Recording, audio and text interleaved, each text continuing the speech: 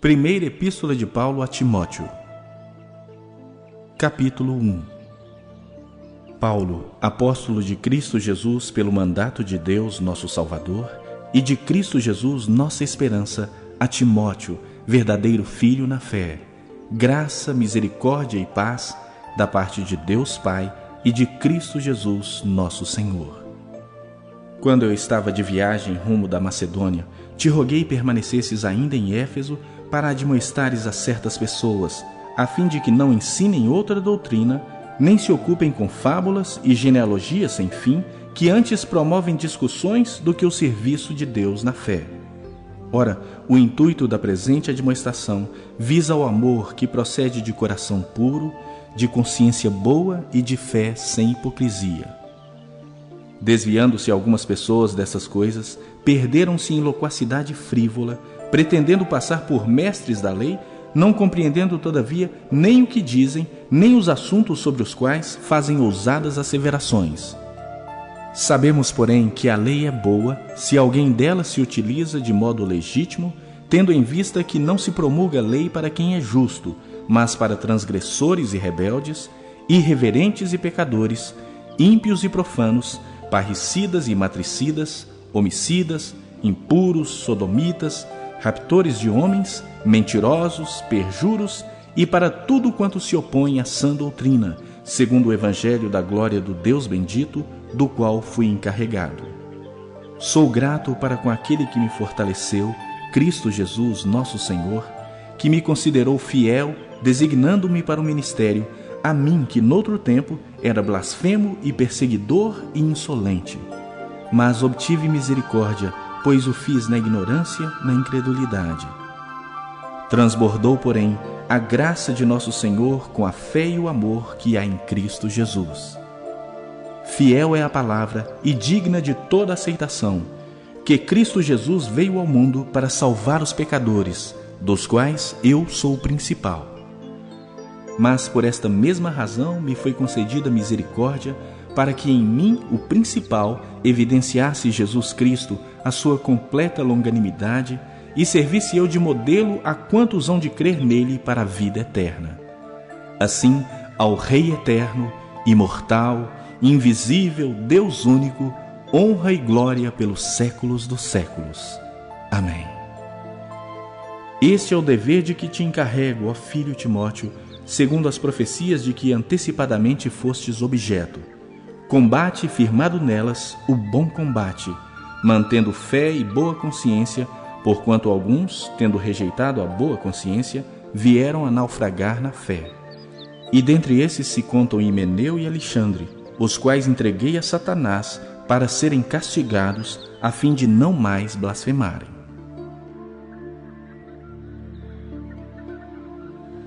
Capítulo 2.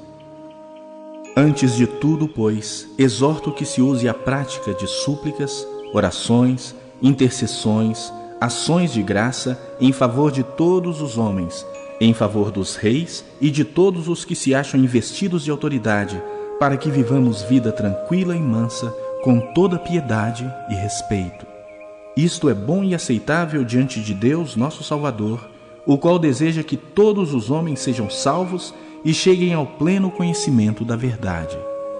Porquanto há um só Deus e um só mediador entre Deus e os homens, Cristo Jesus, homem, o qual a si mesmo se deu em resgate por todos, testemunho que se deve prestar em tempos oportunos. Para isto fui designado pregador e apóstolo, afirmo a verdade, não minto, mestre dos gentios na fé e na verdade. Que os varões orem em todo lugar, levantando mãos santas, sem ira e sem animosidade. Da mesma sorte, que as mulheres em traje decente se ataviem com modéstia e bom senso, não com cabeleira frisada e com ouro, ou pérolas, ou vestuário dispendioso, porém com boas obras, como é próprio às mulheres que professam ser piedosas. A mulher aprenda em silêncio, com toda submissão. E não permito que a mulher ensine, nem exerça autoridade de homem. Esteja, porém, em silêncio. Porque primeiro foi formado Adão, depois Eva.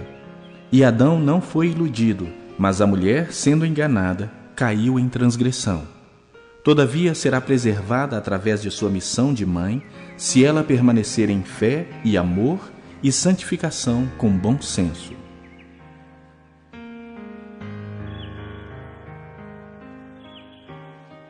Capítulo 3. Fiel é a palavra. Se alguém aspira ao episcopado, excelente obra almeja.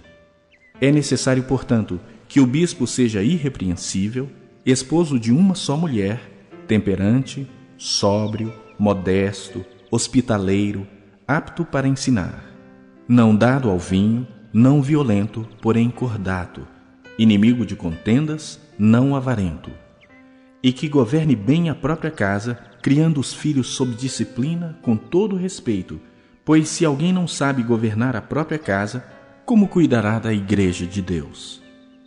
Não seja neófito, para não suceder que se ensoberbeça e incorra na condenação do diabo. Pelo contrário, é necessário que ele tenha bom testemunho dos de fora, a fim de não cair no opróbrio e no laço do diabo. Semelhantemente, quanto aos diáconos, é necessário que sejam respeitáveis, de uma só palavra, não inclinados a muito vinho, não cobiçosos de sórdida ganância, conservando o mistério da fé com a consciência limpa. Também sejam estes primeiramente experimentados, e, se mostrarem irrepreensíveis, exerçam o diaconato. Da mesma sorte quanto às mulheres, é necessário que sejam elas respeitáveis, não maldizentes, temperantes e fiéis em tudo. O diácono seja marido de uma só mulher e governe bem seus filhos e a própria casa, pois os que desempenharem bem o diaconato alcançam para si mesmos justa preeminência e muita intrepidez na fé em Cristo Jesus.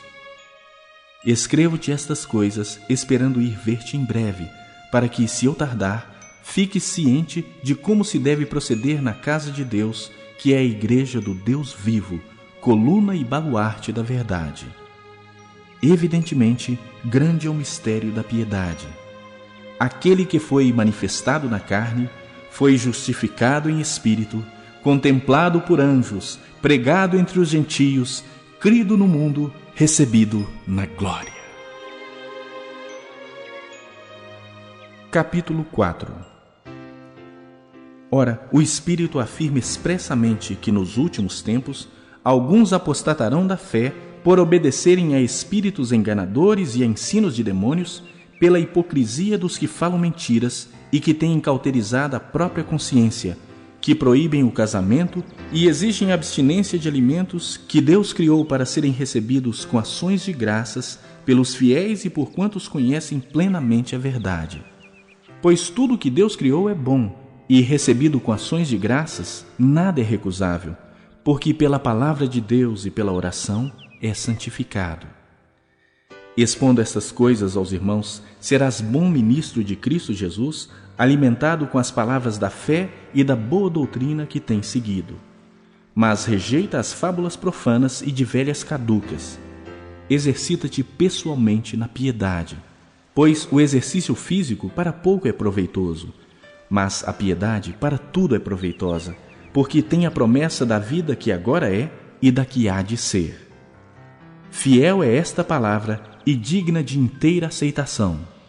Ora, é para esse fim que labutamos e nos esforçamos sobremodo, porquanto temos posto a nossa esperança no Deus vivo, Salvador de todos os homens, especialmente dos fiéis. Ordena e ensina estas coisas.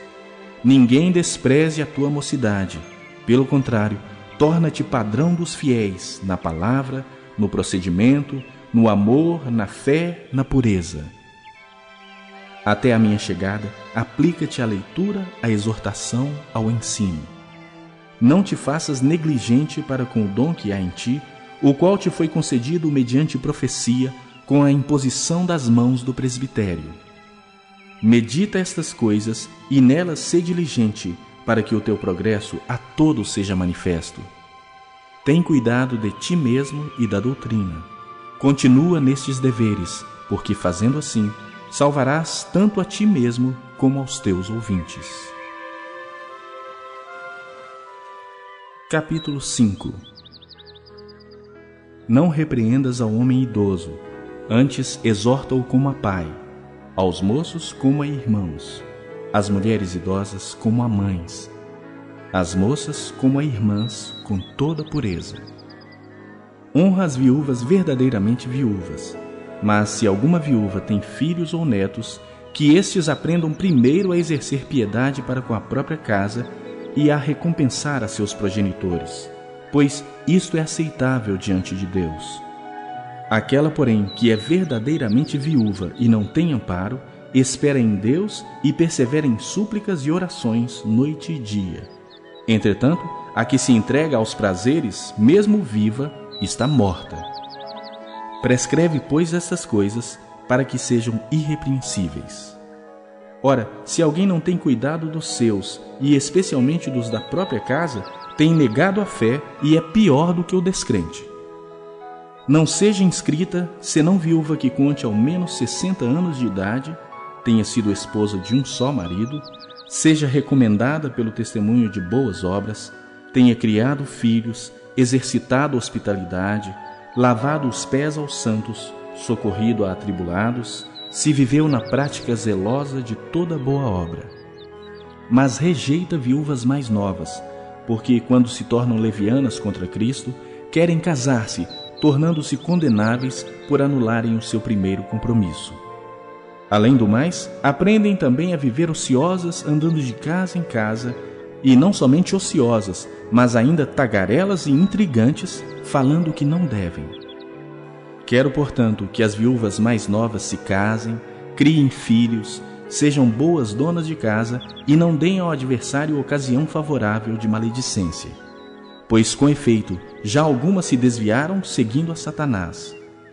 Se alguma crente tem viúvas em sua família, socorra-as, e não fique sobrecarregada a igreja, para que esta possa socorrer as que são verdadeiramente viúvas. Devem ser considerados merecedores de dobrados honorários os presbíteros que presidem bem, com especialidade os que se afadigam na palavra e no ensino. Pois a Escritura declara: não amordaces o boi quando pisa o trigo. E ainda, o trabalhador é digno do seu salário. Não aceites denúncia contra presbítero, senão exclusivamente sob o depoimento de 2 ou 3 testemunhas. Quanto aos que vivem no pecado, repreende-os na presença de todos, para que também os demais temam. Conjuro-te perante Deus e Cristo Jesus e os anjos eleitos, que guardes estes conselhos sem prevenção, nada fazendo com parcialidade. A ninguém imponhas precipitadamente as mãos. Não te tornes cúmplice de pecados de outrem. Conserva-te a ti mesmo puro. Não continues a beber somente água. Usa um pouco de vinho por causa do teu estômago e das tuas frequentes enfermidades. Os pecados de alguns homens são notórios e levam a juízo, ao passo que os de outros só mais tarde se manifestam. Da mesma sorte, também as boas obras antecipadamente se evidenciam, e, quando assim não seja, não podem ocultar-se.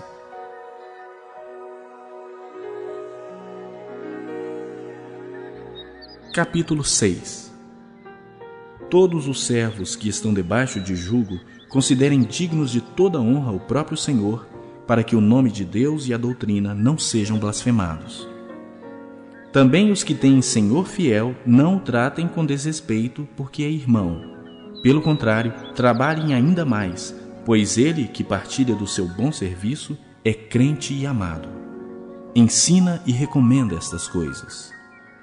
Se alguém ensina outra doutrina e não concorda com as sãs palavras de nosso Senhor Jesus Cristo e com o ensino segundo a piedade, é enfatuado, nada entende, mas tem mania por questões e contendas de palavras, de que nascem inveja, provocação, difamações, suspeitas malignas, altercações sem fim por homens cuja mente é pervertida e privados da verdade, supondo que a piedade é fonte de lucro. De fato, grande fonte de lucro é a piedade, com o contentamento. Porque nada temos trazido para o mundo, nem coisa alguma podemos levar dele. Tendo sustento e com que nos vestir, estejamos contentes. Ora, os que querem ficar ricos caem em tentação e cilada, e em muitas concupiscências insensatas e perniciosas, as quais afogam os homens na ruína e perdição. Porque o amor do dinheiro é raiz de todos os males, e alguns nessa cobiça se desviaram da fé e a si mesmos se atormentaram com muitas dores. Tu, porém, ó homem de Deus, foge dessas coisas. Antes segue a justiça, a piedade, a fé, o amor, a constância, a mansidão. Combate o bom combate da fé. Toma posse da vida eterna, para a qual também fostes chamado e de que fizeste a boa confissão perante muitas testemunhas. Exorto-te perante Deus, que preserva a vida de todas as coisas, e perante Cristo Jesus, que diante de Pôncio Pilatos fez a boa confissão, que guardes o mandato imaculado, irrepreensível, até a manifestação de nosso Senhor Jesus Cristo, a qual, em suas épocas determinadas, há de ser revelada pelo bendito e único soberano, o Rei dos reis e Senhor dos senhores, o único que possui imortalidade, que habita em luz inacessível, a quem homem algum jamais viu nem é capaz de ver. A ele honra e poder eterno. Amém. Exorta aos ricos do presente século que não sejam orgulhosos, nem depositem a sua esperança na instabilidade da riqueza, mas em Deus, que tudo nos proporciona ricamente para nosso aprazimento.